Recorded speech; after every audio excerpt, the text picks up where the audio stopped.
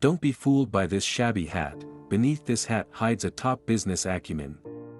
This little black boy named Bernard is a shoe-shining boy, but pay attention, he chooses to set up his stall in front of the bank intentionally so that his customers are all rich white people. He doesn't care about the little money earned by shining shoes, he works slowly so he can hear the financial secrets white people are talking about while they wait. As soon as they leave, the little boy would write it down in a notebook. All he really wants is the valuable financial knowledge he heard from them. From a very young age, he knows that his lifelong dream is to become a banker. This is Texas in 1939, a place where black people are oppressed by severe discrimination. His father tells him sadly that his dream is impossible, but Bernard's eyes show determination against all odds. 15 years later, the grown-up boy moves to Los Angeles with his wife, Eunice, and children. The racial discrimination here is not as serious as in his home, so he decides to start his business here. The family of 3 has to live in a dilapidated utility room of one of his relatives. Still, Bernard promises his wife that they will move out soon. He starts as a real estate agent and searches for houses for sale everywhere in the city. Through keen observation, he finds that the black community in Los Angeles is overcrowded, while the white community still has many empty houses. Black people have rental needs and financial strength, but there is no market. This is a great business opportunity for real estate speculation and renting. He sees a white-owned apartment with weeds on the front door, obviously not in very good condition. Still, only he sees the advantage of the house's location, which is adjacent to the black area. He goes to the owner and says that you only rented out half of the apartment, so why don't you sell it to me? I'll give you $30,000 now, and I'll give you another $5,000 when I rent out all the rooms. Although the owner admires his idea, he doesn't want to do risky business. Bernard expresses his understanding. Before leaving, he suddenly glances at the owner's calendar, which shows that it is given by a local bank manager. So an idea comes to his mind. He says goodbye to the owner and goes to the bank directly, where he finds the manager who sent the calendar. The manager's secretary, who discriminates against black people, refuses to introduce him to the manager. He waits for a few hours at the bank door, and when the manager comes out, he stops him immediately. He says, "I know one of your VIP customers, the business I do will benefit him, and I hope you can approve a loan for me." But the bank manager rejects him without thinking. That night, he receives a call from the owner. The owner asks him, "Did you use my name to try to get a loan?" He has no choice but to apologize. Unexpectedly, the owner doesn't blame him but admires his belief that he will not give up until his goal is achieved. The owner decides to guarantee the loan for him, so he gets the first loan in his life from the bank and buys the property. An old white lady has just come home from shopping when she sees a black man at her door. "What are you doing?" she asks with a sharp voice. The black man answers calmly, "I'm renovating the apartment building." The old lady speaks with a mean face, "Workers like you should be careful." Bernard responds, "Don't worry, this is my building, and I will definitely take good care of it." Speechless, the old lady goes home angrily, and the police come soon after. They tell Bernard that an old lady called the police and then ask him if he pretended to be the owner and contradicted her. Unexpectedly, Bernard takes out a copy of the real estate certificate. It turns out that he has foreseen trouble, so he is prepared in advance. The police realize that the house really belongs to him, so they leave in a huff. That night, Bernard returns to the apartment building. The old lady at the door sees him and immediately tells him to get out because it is not the time for renovation. Bernard still replies calmly, "I am not a renovation worker now, I am the owner." The old lady is dumbfounded, and a few days later, she moves out angrily because she doesn't want to live in the same building with black people. As soon as the old lady leaves, Bernard rents out her house to a black lady. Sure enough, the black tenant market is huge, as he has foreseen. The building is quickly filled, and Bernard gives the negotiated follow-up payment to the former owner. The former owner admires Bernard very much and offers to start a business with him. Bernard chooses the house and calculates the income, and the old owner negotiates the transaction and signs the contract.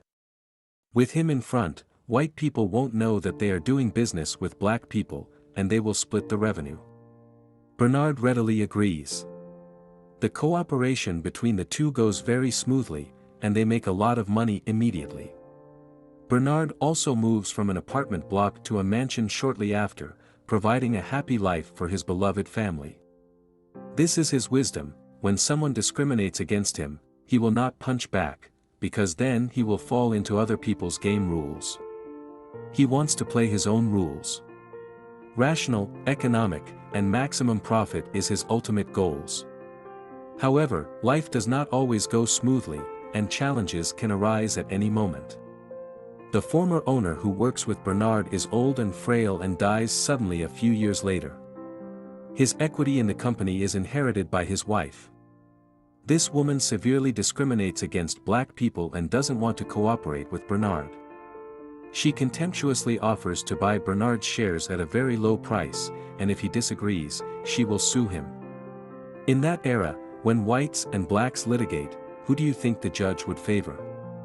Bernard is not willing to be treated so unfairly, so he decides to go to court. But he had to find someone to testify to prove his cooperative relationship with the old owner. He thinks of the bank manager, but the manager has already cooperated with the widow and avoids Bernard again. Extremely disappointed, Bernard stands in the bank and looks around. The neat and tidy bank building shows systematically discriminatory fangs everywhere. Just because of the color of his skin, he is often scorned when he walks into the bank. Thinking of this, a bold plan gradually rises up in Bernard's mind. There are 4 banks in one building, and each of them has closed doors for this black man. At this moment, Bernard's mind generated a genius idea: I will buy this building and see who of you dares to discriminate against me again. So Bernard finds Joe, another black real estate developer in Los Angeles, and tells him his plans.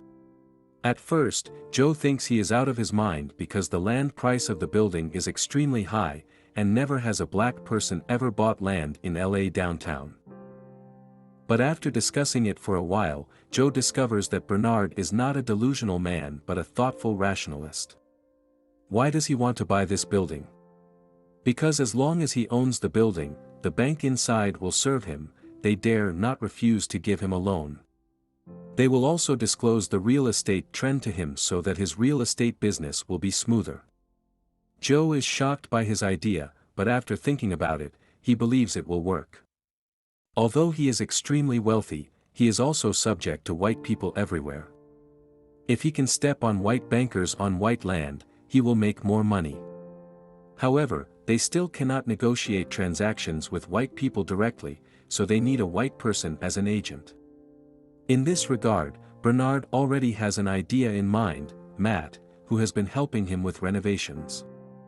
This guy is an honest man. He's also very ambitious, just a little inexperienced. So Bernard and Joe set out to train Matt comprehensively, teaching him golf, high-class manners, mathematical thinking, and real estate. Matt lives up to expectations and quickly becomes proficient at golf. While playing golf, he can calculate real estate valuations, just like a young and promising entrepreneur. At a golf club, Matt meets the owner of the bank building. Of course, this encounter is also arranged by Joe. The conversation goes well, Matt gets the chance to buy the building, and the rest will be negotiated. But Matt doesn't know how to do it. Don't worry. Before the negotiation, Bernard helps Matt make all the preparations. He first counts the number of lights on in the building after dark, calculates the vacancy rate of the building, and then gets the building estimate value. Through the building's annual revenue and operating costs, Bernard prepares any numbers that might be involved and asks Matt to memorize these numbers before meeting with the owner. As a result, no matter how the big boss bluffs about his property, Matt is always one step ahead and gives out the exact number, which shocks the big boss. The accountant beside him is also dumbfounded. They all think that they have encountered a math genius and can't fool him at all. In the end, Bernard gets the building that is initially priced at more than $2.4 million for just $1.56 million. From then on, whenever Bernard goes in or out of the building, the president of every bank will come to shake his hand. The little manager who made things difficult for him in the past is shocked. With the support of the banking industry, Bernard and Joe's real estate careers expand rapidly. They break the strict zoning of Los Angeles's black and white segregation single-handedly. Many young and promising blacks move into white neighborhoods. Soon after, they even get received by the vice president. Several years later, in 1963, Bernard takes his family back to Texas to visit his father, Britton. After their dinner, Britton tells Bernard that he's proud of his accomplishments. The next day, Bernard walks around town with his son. Before they know it, they are standing in front of the bank where Bernard worked as a shoeshine boy. At that time, Texas was the most racist place in America. They meet a young boy shining shoes just like Bernard used to when he was little. To Bernard's surprise, the boy will only work on the shoes of white people. This little incident touches Bernard and awakens his sense of responsibility to his fellow man. He secretly makes up his mind that he must change the status quo and help the black community in his hometown get better housing. The next day, Bernard visits Joe and tells him that they should buy the Mainland Bank in Texas. Joe thinks Bernard is out of his mind for even thinking about it because the racism in Texas is so severe. But Bernard manages to show compelling reasons to make the purchase. In the end, Joe agrees to help Bernard out. They recruit Matt again and use him to be their frontman once more. They meet with the bank owner, Robert Florence Sr. and Jr., to discuss the numbers of the deal. Despite Florence Jr.'s suspicions, Sr. sells the bank to Matt and his partners. With the Mainland Bank acquired, Bernard gets to work and starts helping the African Americans in town get approved for loans. It would seem that Bernard's goal is to help his fellow men get a fair chance at housing and even money-making opportunities. Things go well for a time until Florence Jr. starts investigating the loans that their bank approves. One day, Florence follows Matt and meets up with Bernard and Joe. He confronts them about the loans they approved and threatens them with a letter from the U.S. Treasury Department. He says that the department will inspect the bank's operations in 1 month. As Florence Jr. leaves, the guys discuss their next moves. During that time, Matt comes up with a suggestion. He suggests that they buy another bank and transfer the problem loans from Mainland to that bank.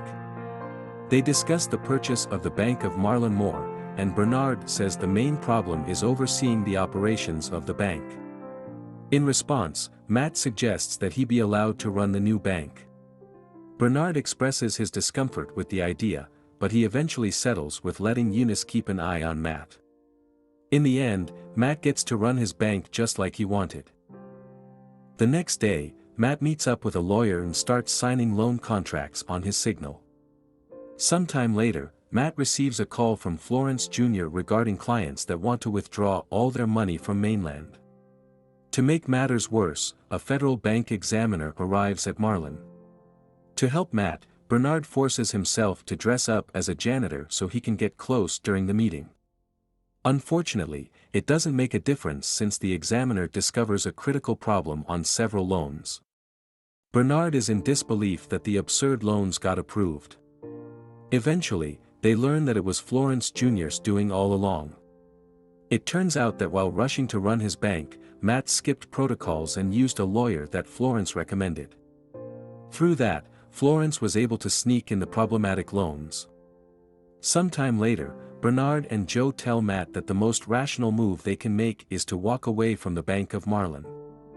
Unwilling to let his bank go, Matt makes a move without letting his partners know. Joe learns about his move the next day and rushes to Mainland Bank with Bernard.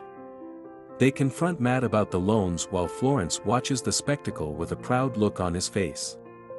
Bernard tells Matt to get their books, but it's too late. The federal bank examiners arrive to revoke Mainland Bank's license to operate. While leaving the building, the FBI arrests Bernard and Joe. Bernard tries to stand his ground, but it's a futile struggle. Sometime later, Bernard and Joe meet up with their lawyer. They learn that their case got dragged along with some racial politics in the country. Meanwhile, Matt talks with Senator McClellan about testifying against his partners in exchange for his freedom. Matt contemplates his next move that night and makes a phone call. Matt follows McClellan's suggestions and testifies against his partners at the Senate hearing the next day. Later that day, Bernard also meets with McClellan and listens to his proposal. He gives him a choice to take an immunity deal and confirm Matt's testimonies, or Bernard can say whatever he wants and go to jail. In the end, Bernard decides to say the words that have been kept in his heart for years. He talks about racial discrimination in the country. Shortly after that, both Bernard and Joe's fortunes got decimated after the hearing. The two also got sentenced to federal prison. Florence Jr. purchases the Mainland Bank for a small fraction of the price paid by Bernard and Joe. Meanwhile, Matt Steiner never got charged with any crime. Several years later, Bernard and Joe get out of prison. Eunice finds it strange that the two men seem happy even after losing all their fortune. It turns out that's not the case at all. Joe reveals that they have properties next to each other in the Bahamas. Eunice is in disbelief and asks Bernard how that happened. It turns out that the man Matt called the night before his testimony was Bernard. He told Bernard about the senator's deal and apologized to him. In return, Bernard asked Matt a favor before the government could seize their assets. The movie ends after we learn that Bernard and Joe's residential properties were instrumental to the fight against housing segregation in LA, and they still have two mansions next to each other in Bahamas.